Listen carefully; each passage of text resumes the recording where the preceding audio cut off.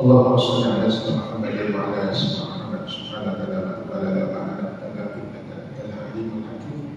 قال رب اشرح لي صدري ويسر لي امري واحلل عقدة من لساني يفقهوا قولي يا معلم القران وما اشهد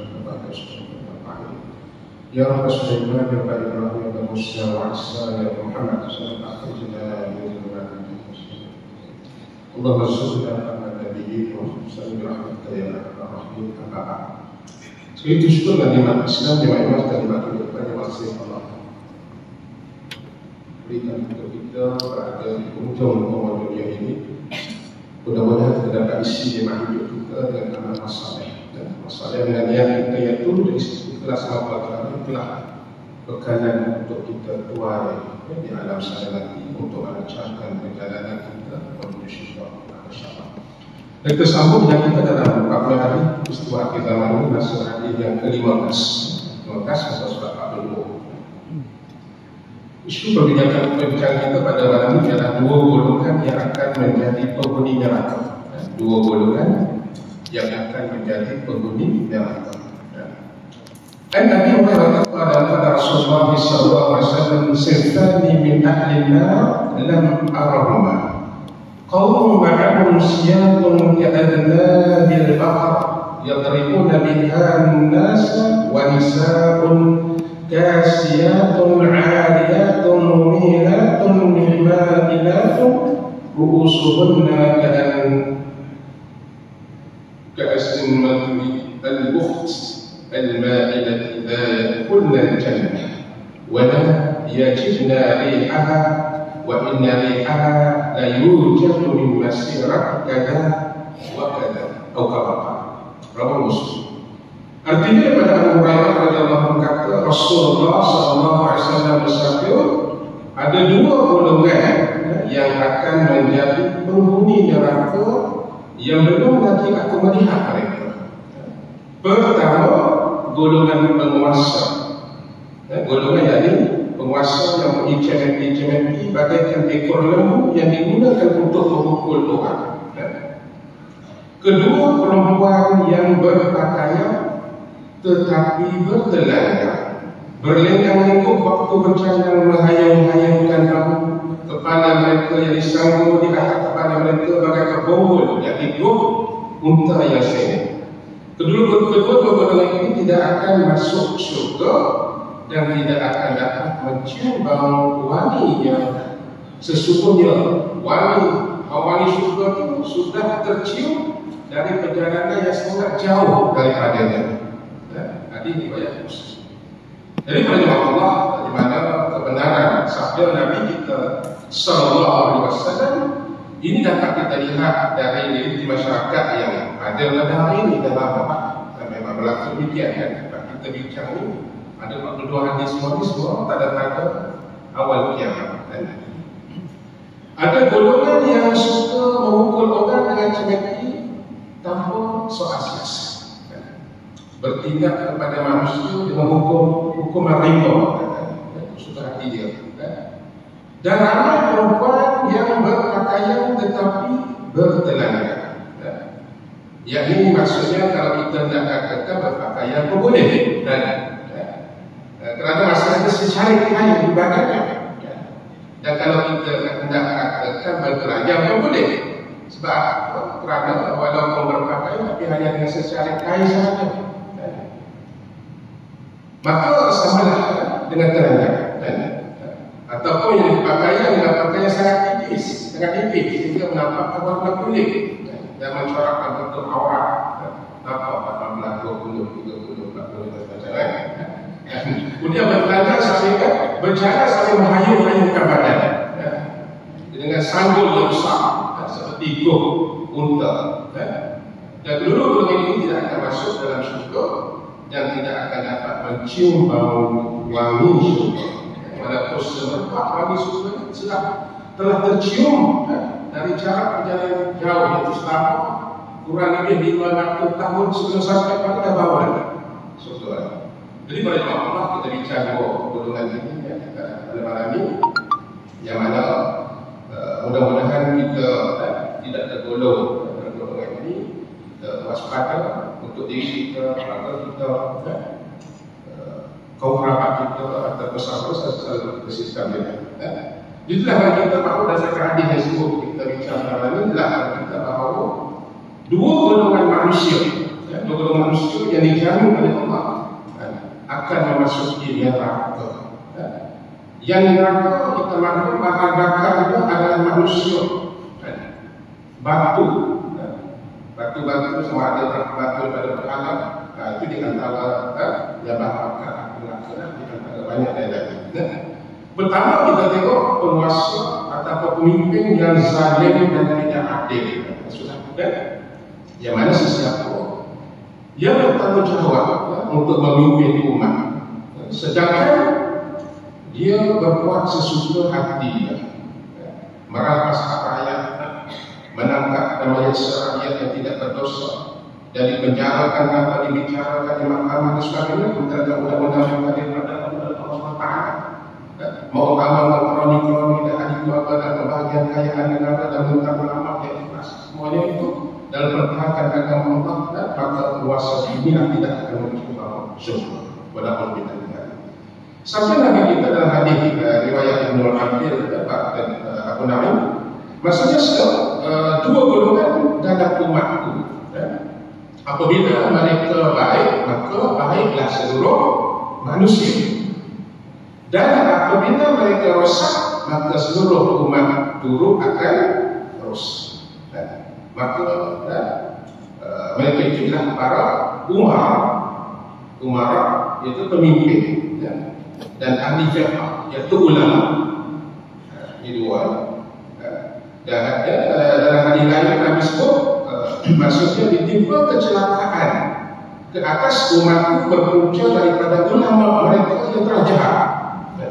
Riwayat di mana Imam Al-Ghazali dalam kitab Ihya Ulumuddin, di mana ketika mula hari ini berkata punca kerosakan akhlak rakyat dalam sebuah negara ialah kerana para pemimpin mereka telah rosak. Jadi punca pemimpin mereka rosak ialah kerana para ulama mereka juga telah rosak.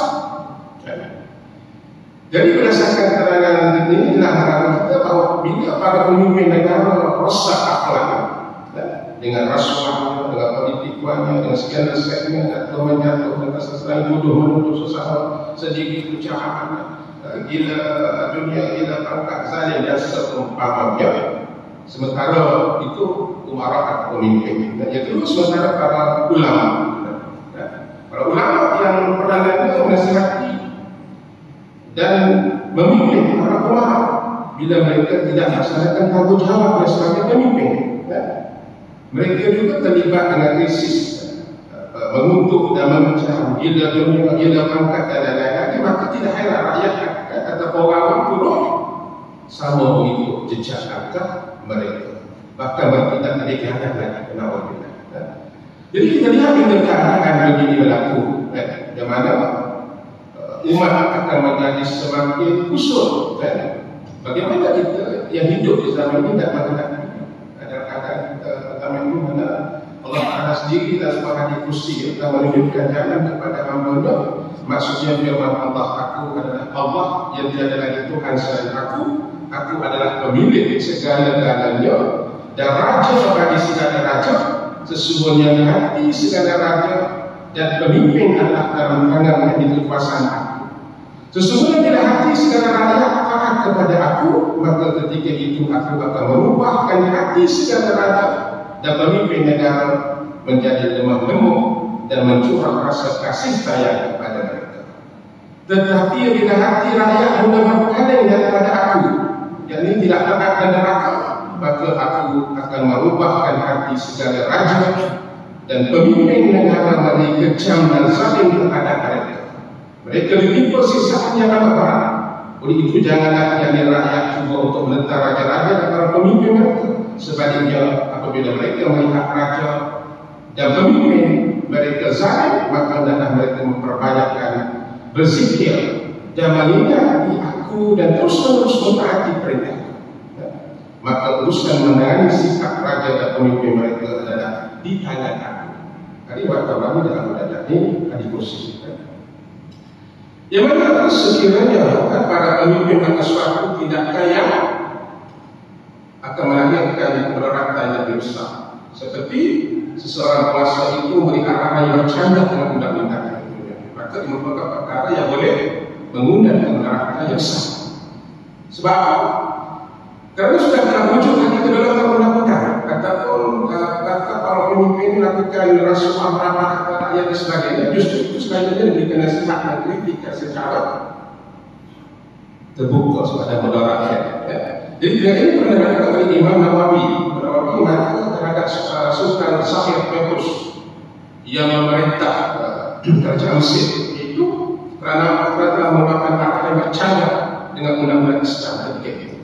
Ikuran daripada hal tersebut menyebabkan Imam Nawawi telah bertindak melakukan fatwa kepada orang ramai agar supaya arahan Sultan Sahir Petrus itu tidak ditaati, sebab tindakan mungkar dilakukan oleh sultan tersebut. Jadi tindakan ulama tersebut bertepatan dengan sabda Nabi kita SAW yang mana barang siapa di antara kamu melihat keadaan minum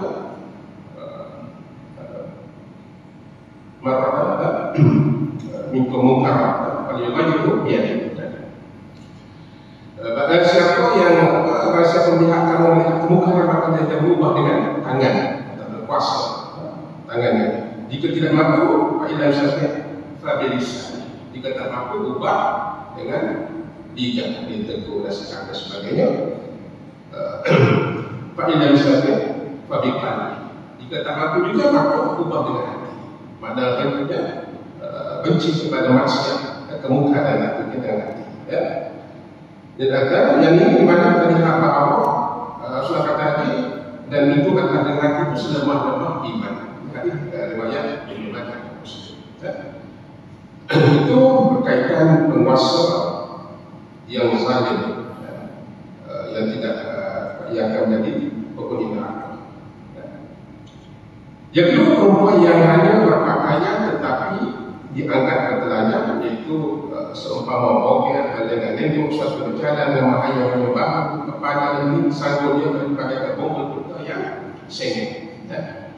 Jadi bagi Rasulullah disebut dalam hadis riwayat Abu Dawud maksudnya bahawa anak perempuan bila cukup umurnya mereka tidak boleh dilihat akan dia melainkan mukanya dan dua tapak tangannya bila pergelangan. Hadis riwayat Abu Dawud.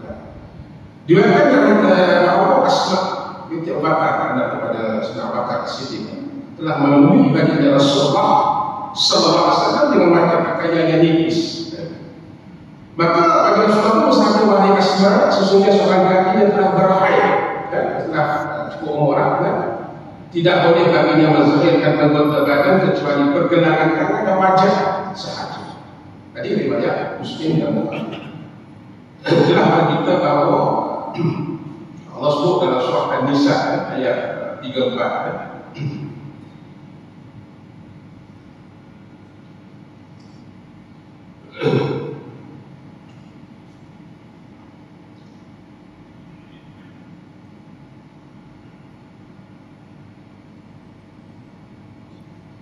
Musuh ayat 34 surah An-Nisa A'udzu billahi Ar-rijalu qawwamuna 'ala an-nisaa bima faddala Allahu ba'dahum 'ala ba'd wa bima anfaqu min amwalihim was-salihatu qanitatun hafizatun lil-'ghaibi bima hafiza Allah. Ila akhir ayat. Maksudnya ayat ini tempat tersebut bahawa Al-Rijal qawwamuna 'ala an-nisaa. Maknanya kaum lelaki adalah pemimpin dan bagi kaum wanita. Dan Allah sebut surah Al-A'raf ayat 26.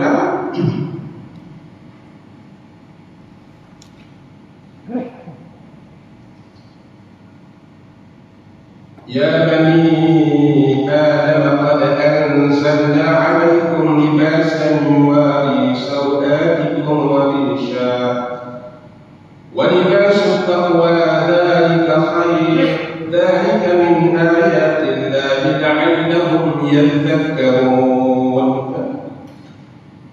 Maksudnya Allah Ta'ala berfirman, wahai anak keturunan Adam, sesungguhnya kami telah menurunkan kepada pakaian, libas, pakaian untuk perhiasan, dan pakaian takwa itu adalah yang paling baik.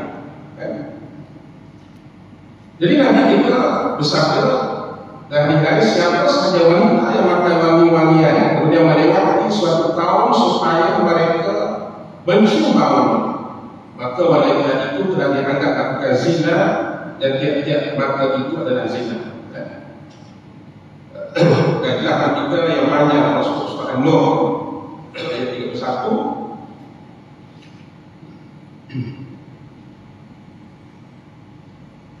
وَقُلْ لِلْمُؤْمِنَاتِ يَغْضُضْنَ مِنْ أَبْصَارِهِنَّ وَيَحْفَظْنَ فُرُوجَهُنَّ وَلَا يُبْدِينَ زِينَتَهُنَّ إِلَّا مَا ظَهَرَ مِنْهَا وَلْيَضْرِبْنَ بِخُمُرِهِنَّ عَلَى جُيُوبِهِنَّ وَلَا يُبْدِينَ زِينَتَهُنَّ إِلَّا لِبُعُولَتِهِنَّ أَوْ آبَائِهِنَّ أَوْ آبَاءِ بُعُولَتِهِنَّ أَوْ أَبْنَائِهِنَّ أَوْ أَبْنَاءِ بُعُولَتِهِنَّ أَوْ إِخْوَانِهِنَّ أَوْ بَنِي إِخْوَانِهِنَّ أَوْ بَنِي أَخَوَاتِهِنَّ أَوْ نِسَائِهِنَّ أَوْ مَا مَلَكَتْ أَيْمَانُهُنَّ أَوِ التَّابِعِينَ غَيْرِ أُولِي الْإِرْبَةِ مِنَ الرِّجَالِ أَوِ الطِّفْلِ الَّذِينَ لَمْ يَظْهَرُوا عَلَى عَوْرَاتِ النِّسَاءِ وَلَا يَضْرِبْنَ بِأَرْجُلِهِنَّ لِيُعْلَمَ مَا يُخْفِينَ مِنْ زِينَتِهِنَّ وَتُوبُوا إِلَى اللَّهِ جَمِيعًا أَيُّهَا الْمُؤْمِنُونَ لَعَلَّكُمْ تُفْلِحُونَ. Inilah ayat ini jelas secara jelas berkaitan dengan auratnya. Dan dalam mereka yang diperlukan membentangkan kaki ataupun mengatakan dia akan tahu perhiasan yang mereka sembunyikan. Maka dalam kaki sampai itu tutup, ada banyak ada pendapat bila di sini ya, dalam tangannya sampai ke situ. Jadi kalau foto tahu lah kita tangan sekali. Banyak. Jadi dalam itu sebutkan berkaitan dengan auratnya, yang mana kadang-kadang memperlihatkan perhiasan mereka kecuali pada suami-suami mereka, atau bapa-bapa mereka, atau bapa-bapa mertua mereka, atau anak dan lelaki mereka, atau anak dan lelaki suami mereka yang lelaki, atau saudara lelaki mereka, atau anak-anak saudara perempuan mereka, atau wanita-wanita yang dirangka sejawat atau yang berkhidmat dengan mereka, atau hamba-hamba sahaya mereka, atau hamba lelaki yang jadi pengikut mereka yang tidak punya syahwat, jadi nafsu kepada perempuan, atau anak-anak yang menundul berakhirnya apabila melihat awak perempuan. Jadilah di sini kalau sebut tadi mana awak wanita tadi pada seluruh kebadan kecuali muka dan tangan dan sampai pergelangan. Jadi Nabi bersabda bergaya tidak ada maksudnya tidak aku tinggalkan fitnah, tidak aku tinggalkan fitnah selepas itu yang lebih boleh membawa mudarat kepada lelaki selain wanita. Jadi dalam kita bicara dalam pasal kaitan Isra Mi'raj Rajab yang lalu, di mana ketika baginda Mi'raj perjalanan dari Baitul Maqdis ke Sidratul Muntaha ke langit di bawah tanah, baginda diperlihatkan gambaran hukuman yang dikenakan kata wanita yang tidak menjaga aurat. Jadi antaranya ada wanita yang menangis minta pertolongan, tetapi tiada siapa yang membantunya. Ini hukuman bagi wanita yang berhias untuk selain daripada suaminya. Yang kedua, Nabi diperlihatkan sesuatu sampai itu, dan ada wanita yang tergantung dirinya pada rambutnya, otaknya menggelam dalam periuk yang panas. Inilah hukuman kepada wanita yang tidak menutup aurat termasuk rambutnya. Dan ketiga, ada dua wanita yang mukanya hitam dan memamam isi perutnya sendiri. Dan inilah hukuman terhadap wanita yang menggoda dan membayar. Jadi aurat wanita adalah wanita bahawa antara bahaya yang tersembunyi yang boleh merosakkan iman kaum lelaki secara halus akibat dari wanita yang seksi dan tidak menutup aurat dengan betul, maka wanita yang menutup aurat menjadi bangsa. Dia tak tutup lebih lagi lah. Karena lelaki boleh membayarkan wanita supaya dia tengok tadi wanita seksi tadi. Disebut tadi pakai ini kita talk semua, kalau cek straight. Nah, ditengok dengan persepsi itu, namanya menampakkan betul tutup dan sebagainya. Kita dapat 18, 20, 30, 40 dan sebagainya. Nah, jadi pada Allah tadi hadis ini bahawa terdapat para ulama yang hadis yang menyatakan dari jarak tercium tadi, ada yang sebutkan tercium surga tadi, bahawa manusia surga itu kesemerbakkan manusia surga itu ada yang menyatakan sejarah 40 tahun perjalanan. Ada juga yang sebut 70 tahun perjalanan dah baru dapat bagi surga. Dan ada yang menyatakan 500 tahun. Ya. Dua golongan menyatakan hari ini iaitu penguasa yang zalim, pemimpin yang zalim dan wanita yang tidak tetap aurat tadi menyatakan hari ini iaitu tidak akan dapat menyusul surga. Kecuali kita ada kesempatan lagi bagi mereka yang berlaku demikian, mana mereka taubat dan sebagainya. Kalau mati tanpa taubat, oleh kerana itu kita perlulah membayangkan amal saleh, membayangkan amal saleh, amal ibadah dan diri pada melakukan perkara yang mudah, perkara kejahatan atau masalah. Jika kita dilatih jadi pemimpin, maka berlaku adil. Kerana sifat adil kita menghampirkan diri kita pada takwa.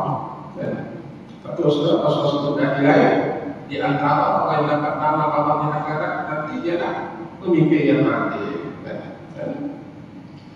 Jadi kita lihat di sini bahawa jika kita nanti menjadi pemimpin yang benar berlaku adil kita dan sifat adil itu boleh menghampir diri kepada takwa.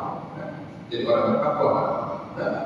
Para suami dan bapa menasihati istri dan anak-anak gadisnya, kakak dan adik perempuannya supaya menutup aurat dan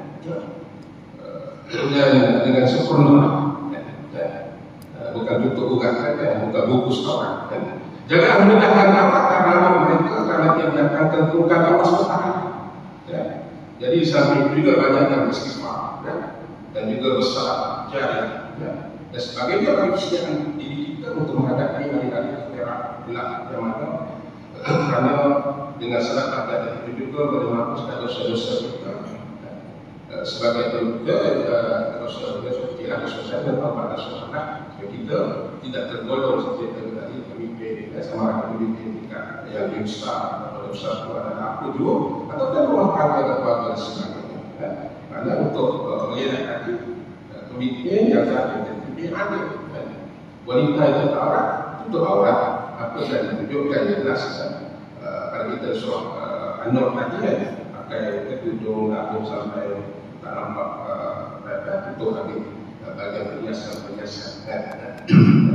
Jadi begitulah dimana kita dan kita yang penting kita ambil pelajaran yang tiba daripada hadis yang kita bincang pada ini sebagai untuk kita yang bersebab kalau bagi kesempatan kita hidup ini mana untuk diri kita, keluarga kita, dekat kita sesuatu sekarang supaya kita menjadi orang beriman, orang bertakwa, kita menjauhi perbuatan maksiat itu, mana supaya hidup kita ini hasil pada sikap ini dapat kita berbentukkan balik untuk kita tidak tergolong dalam golongan yang dua disebut oleh Rasulullah ini agar kita bukan neraka jadi golongan surga. Jadi pada jemaah kita lihat sini bahawa untuk kita mengajarkan supaya kita dapat kembali balik ikut jalan yang telah ditunjukkan oleh Allah dan Al-Quran juga ditunjukkan balik dari Rasulullah SAW.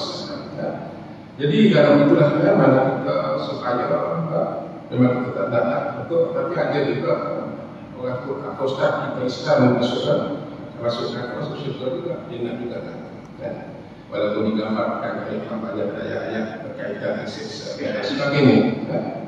Jadi hubungan kita bicara pada malam ini ialah itu yang jadi neraka. Tetapi kalau ada kesempatan sebab kita spesial umat Muhammad SAW ada sekali mana nyawa kita tidak sampai ke kerongkongan ke alkohol bawah itu akan istilah lain kita ada kesempatan untuk tahu apa kita tidak datang bukan akan tunda untuk bawa Allah ada dosa-dosa dan kita berusaha untuk menasihati dari keluarga kita yang terdekat kita sesuatu kita Islam dan sekali bawah supaya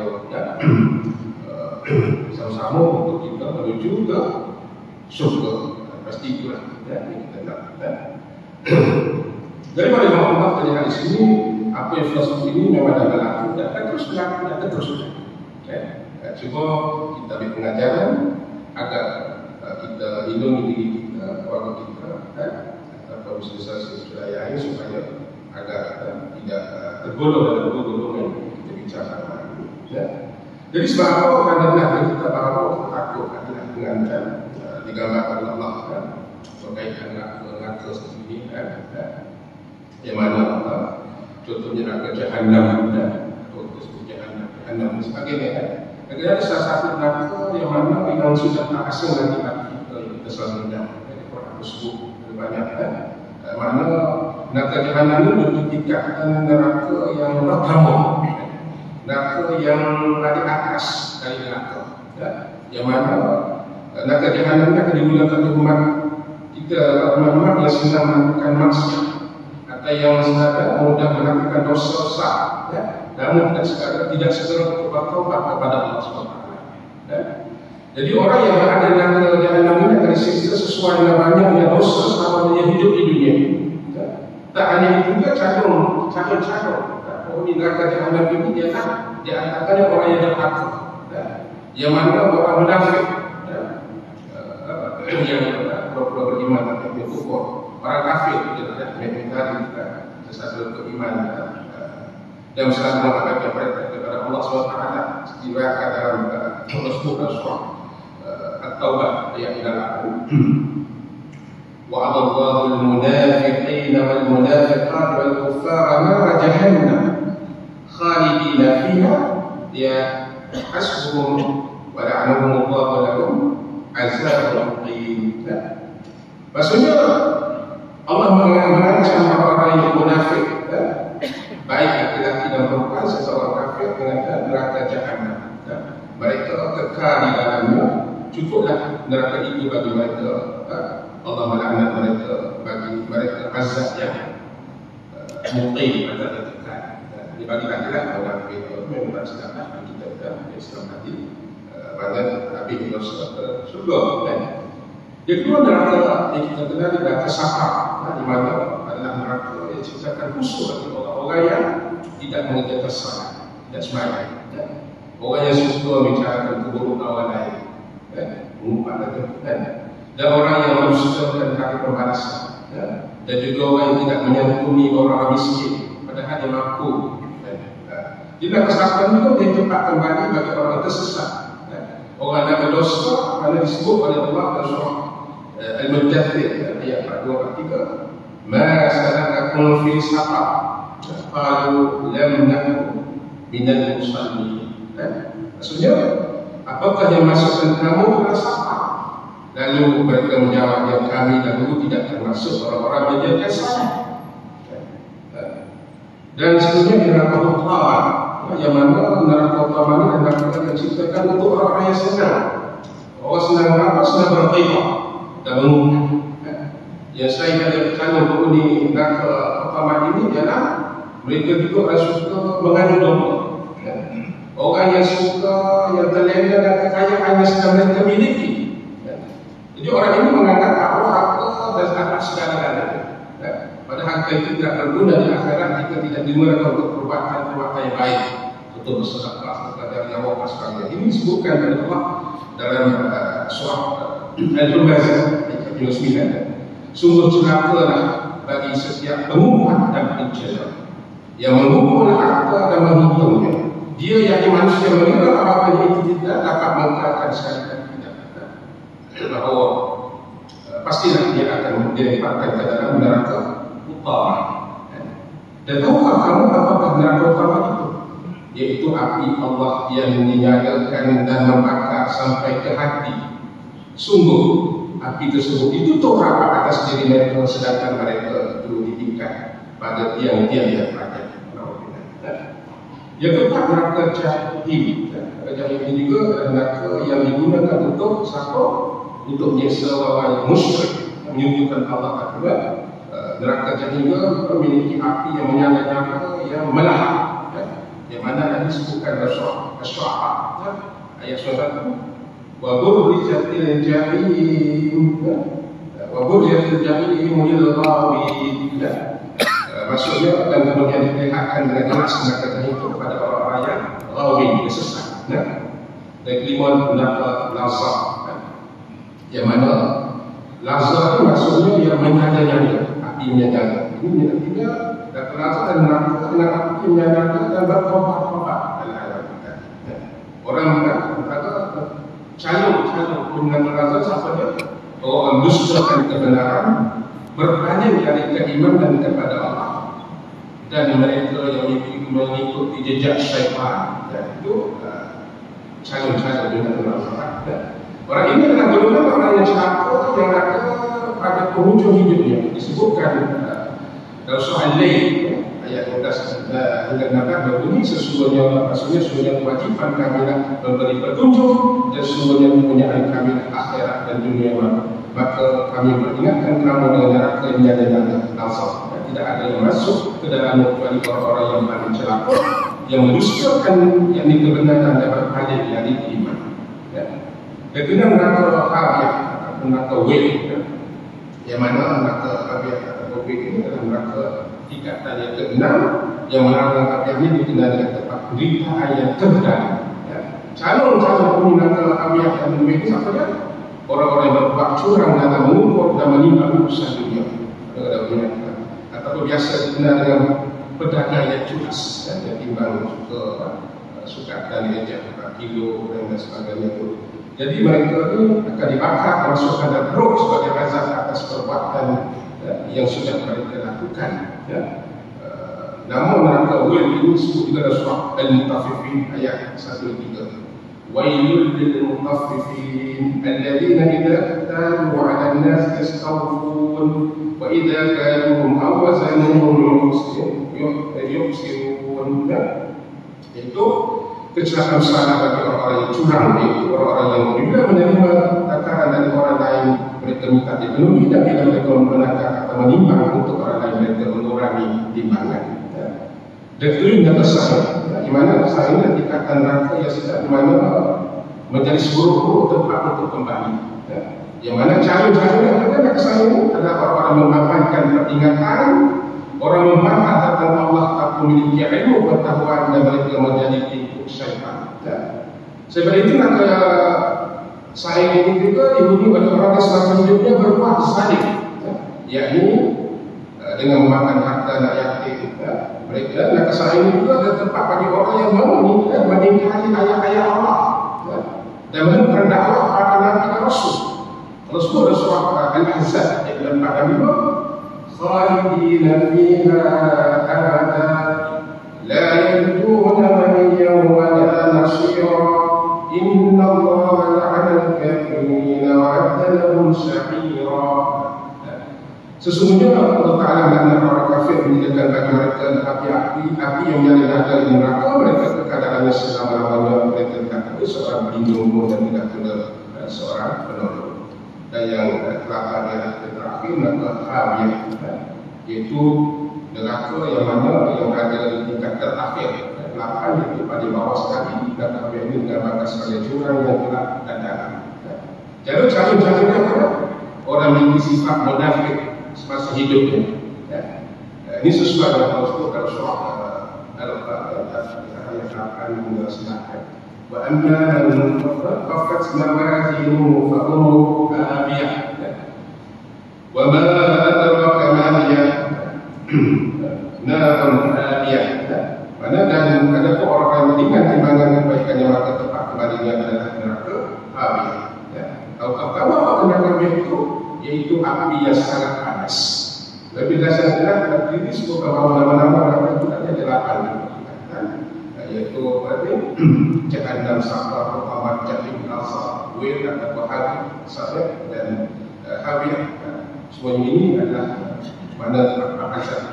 Jadi itulah dari segi cara dua buku tadi, yaitu yang pemimpin yang sakit dan juga wanita yang ada.